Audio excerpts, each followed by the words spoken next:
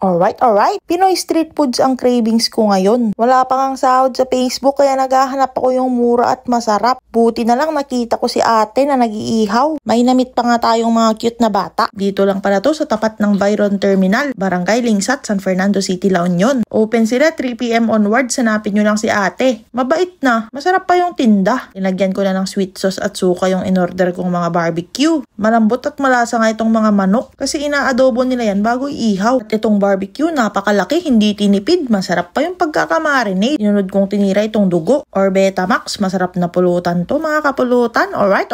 Kasintabi pala sa mga hindi kumakain ng dugo. Subo ka ng subo boy, nasinit ka tuloy. Habang nagva-vlog nga ako dito, may sumulpot sa likod. Di niya napansin yung camera, nahiya tuloy siya. After nun, di na sila nahiya, nagpa-cute na sila dito sa camera. Alright. Nag-aaral daw sila sa Lingsat Integrated School at St. Louis College. Shoutout pala sa mga batang to. Ang babait at ang cute nga nila, kaya linibre ko sila ng isaw at soft drinks. Alright. Thank you, pulutan ng ina mo.